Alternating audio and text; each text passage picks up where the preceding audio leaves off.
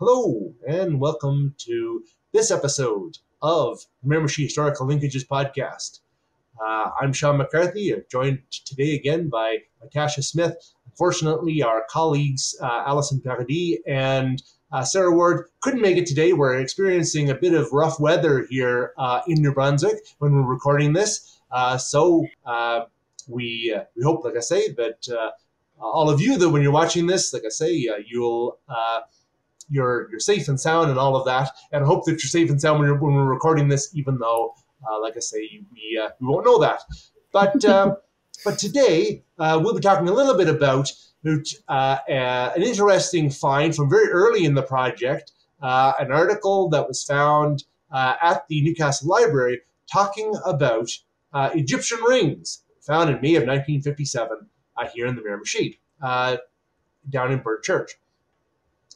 But before we do that, Tasha, I will ask your indulgence for a moment, because our last episode we had Joe Ward in, and he was talking to us about the little people, and I think you'll agree it was a very informative episode, and it was a lot of fun, just to kind of to hear about how the first peoples of the Miramichi interacted with these small folk. And what role they played in their lives. I don't know about you, but I remembered. I think it was actually during the episode. I remembered, my own, and when I was very little. I remember a little friend that I had. Ginty McGinty, who lived in a hole in the wall in my room, and I can see her now in my mind's eye. But yeah. So how did any follow-up from you on that episode before we kind of dive into this one? I have to agree. The recordings with Joe Ward were absolutely, they're touching in a way. I don't know if it's because, like you were saying, you can relate it to your own childhood. So that's what I was doing as well, through my experiences of what I've learned about Jinug, giants, and little people. I don't remember if Joe told us the proper word for little people in Mi'kmaq, but from what I was getting from it, they're there to help guide you and to teach you and help you through hard times. And I hear, and if I recall correctly, I know some people say that little people sometimes play tricks on you, but I don't know if that's for every culture's history. But I do like that, because if I remember correctly, like our little friends, seems like you get curious and you want to try out new things, and with the help from our little people around us. That's right. Well, it's interesting that you bring that up, because I was speaking to Reverend Ivan Gregan here yesterday. We were talking. He's a learned Gaelic speaker, as I understand it, and he was telling me a little bit about the little people within Gaelic culture. And I've talked also to Kevin Mann, who's from up in Bathurst, and whose mom was from here in Miramichi, and it was, and he talked to me a little bit too about, and again, as you say, kind of that trickster element, that again, and both of them were very clear in saying that it wasn't necessarily like a malevolent thing. It wasn't something where we had an adversarial relationship, but it was very kind of playful and tricksterish, as you say, and something that Ivan told me, which really kind of struck, was he mentioned about the propensity around here in the Miramichi for people to say that something good is something that's not bad. So if you sit down and you have a great big meal and it's very good, and they ask you how it is, you'll say, "Oh, that wasn't too bad at all." So he says, I don't know if this explains every one of those occurrences, but he says one of the reasons why people say that is because the little people in Gaelic belief might come and take the good things to play a trick on you. So if you say something is not bad, you're kind of tricking the tricksters, right? Yeah. It's a way to kind of fool them, and so they don't take the good thing from you. And so that's it. So I thought that was kind of interesting. I never really heard about that before, and so the kind of playful relationship that we have. with the wee folk, you know. Right? Because So yeah, we're not supposed to fear them. We're supposed to work with them and live among them. We all live among each other, right? Yeah, I like that. Little tricksters. that's it. That's it. Yeah, as you say, you know, we're as you say, we live together, but it doesn't mean that we can't have a little bit of fun with one another from Yes. time to time. So as we all do. So so yeah. So moving then into our topic for today, Egyptian rings. Not something that we readily associate here with the Miramichi. We know we've got a very long and rich history, but yeah, we're like I say, I've never really heard until I started this project and went to have a look uh, with uh, with the historical societies uh, kind of subject files. And I would recommend anybody that's interested in the history of the area and is not familiar with those have a trip down to the Newcastle Library. They have a number of subject files there.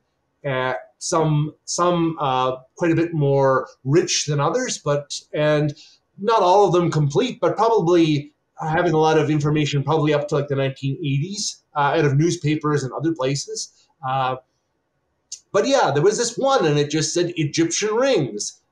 That seemed kind of funny, you know. 1957, these rings, and of course, I got this folder, and all that was in it was this one little article from May of 1957, and it says 3,000-year-old Egyptian rings found in burnt church.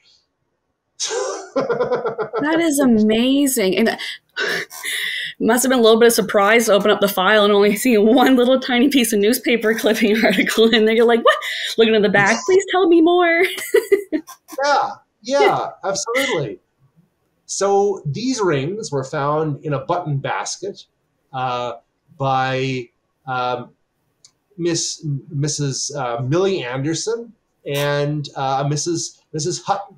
Uh, and again, you know, where the article itself, and Tasha, I admit I sent this article to you rather later than I had intended, but I realized when I looked back over the email preparing for today that I hadn't sent the actual article, but I did send it. So I don't know if you had a chance to get a look at it, but Yeah. I found it kind of misleading in that it sounds like from the headline that the rings were found here, but it's also clear that Mrs. Hutton was living in Toronto when these rings were sent to the Royal Ontario Museum. Um, so I wasn't really sure. Were they found here? Were they just found by people that came from this area? I wasn't really sure. But we do know that they went, at least in 1957, they went to the Royal Ontario Museum, who wrote back to say that they were 3,100 years old. They dated from the time of Ramesses VI, when he was pharaoh in Egypt, from the 20th dynasty. So, and again, I mean, that's wild, you know, again, like that, you know, that in a button basket, you know, that you have at your house, there's a Right? 3,000-year-old set of rings in there. There's always more than what meets the eye, as they say, huh? I guess so. Because they were just looking for these buttons, I'm assuming to mend some clothing or to create clothing. And then Yeah. they found these rings, button rings. I wonder what made them want to find out more about them. I wonder, because as you said, there was only a newspaper clipping, and there was no pictures to be found of this. No, so we don't even know what it looks like for them to, oh, that makes me more curious. I'm more intrigued. Yeah. Because like you said, where you couldn't find any information besides what you had got received in the email reply. So I thought, oh, it wouldn't hurt to take a little look as well. So, you know, and I can explore the online archives collections of the Royal Ontario Museum. And I found lots of things which were super interesting, but nothing that would pertain to this button found in Burnt Church. I did come across a lot of hair rings. I don't know if you came across hair rings that were made in Egypt, but something interesting I found was hair rings were used to decorate either their wigs or just their hair in general. And it was also it was used with hairstyles to distinguish different types of classes among them. Okay. Right. So then I got thinking, I wish I could see what these button rings look like, because then maybe there was some type of connection of why they were made and what purpose they were used for, because I could not come across any buttons that were residing in Egypt or from Egypt. I don't know if you did, but these are the only buttons I heard of. Well, now that you say that, Tasha, I guess I always just assumed they were like finger rings. You know what I mean? But I don't know. Maybe they were. Maybe they were. More kind of like adornments for your clothes. I didn't really think about that. And as you say, from the article, or if not from the article, yeah, definitely from the article. It was that the one was clearly for like a nobleman of some kind, or noble person of some kind, and another for a slave. Because it had the inscription on it was basically, that it was, that this person was the property of somebody else. And the nobleman's, I think, had like the inscription for the regal name of Ramesses the Sixth. So that, yeah, I don't know if that meant that he was like a member of court. Maybe, I don't know. But yeah, so that there was even kind of distinctions in these rings, but I never really thought about the fact that they could just be kind of meant more for the adornment of clothes rather than maybe things that you would actually wear on your hands. You're so right, Shawn. I want to clarify. I did assume the same thing. I automatically thought rings, as you would wear for jewelry.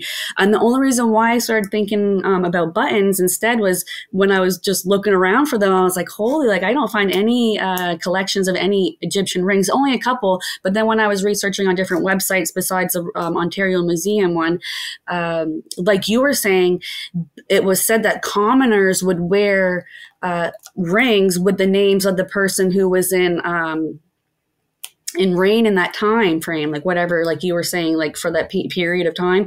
And I heard that, or I read that they will even continue to wear them even after that person who's in control hierarchy passes, because it was to some people, it was a sign of good fortune, good luck to bring. I don't know if that happened to the buttons that they had found in Burnt Church, but like you said, I'm curious. Is it a ring? Is it a button? What is it used for? Yeah. And you said that they can't find it anywhere. It was lost at one point. I guess. I mean, so yeah. When I spoke to the Royal Ontario Museum, they did a number of different searches, and they're left to conclude. The lady that I spoke with was left to conclude that it is not a part of their collection as it exists now.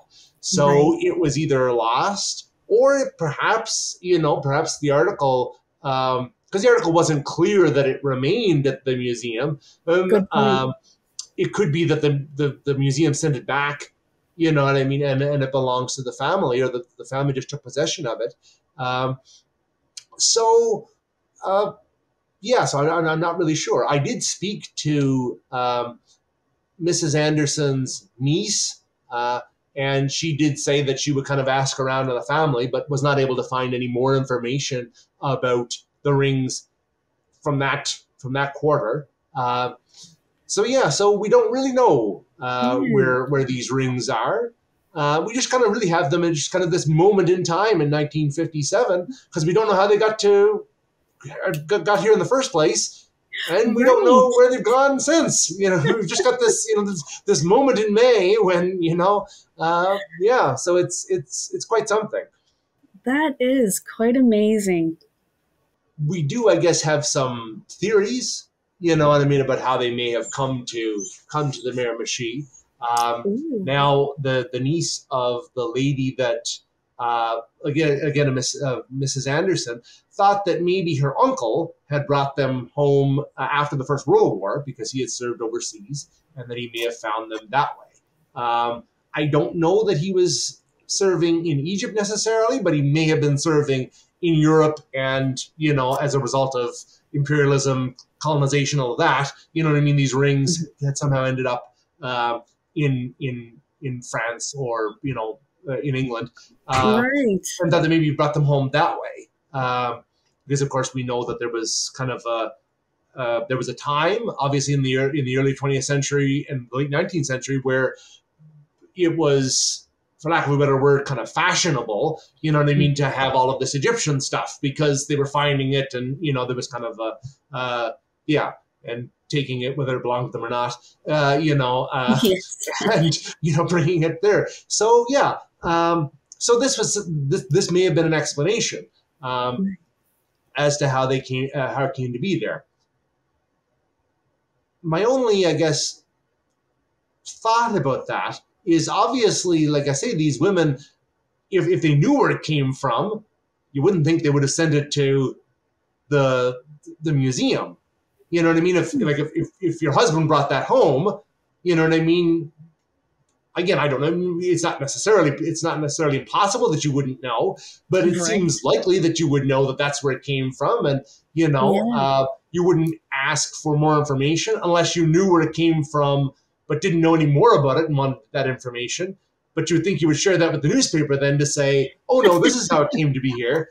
But anyway, I don't know. I'm kind of like, theory crafting here and trying to kind of figure out, trying to wrap my brain around all the possibilities. Yeah.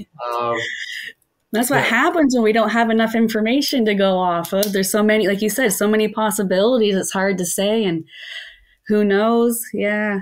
Oh, because I even tried to look up for that newspaper clipping, and I had a difficult time coming across that one either. Or then I was looking for their names, Mrs. Anderson and Mrs. Hutton. I was just seeing if anything would pop up relating to them, but I could not find any connection with them in Burnt Church.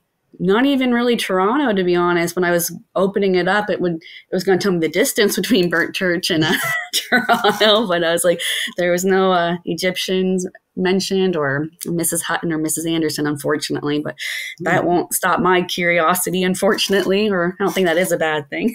Probably keep looking. That's it. Yeah. I think this also, I think the first thought in my head was, of course, you know what I mean, do these things date from, the ancient time, in the community?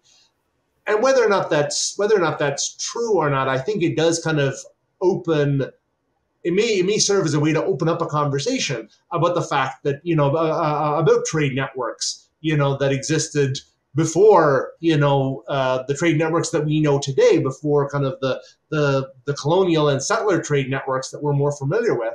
And it might, like I say, spark the ability to kind of converse more about, the trade that took place in ancient indigenous Miramichi. Right.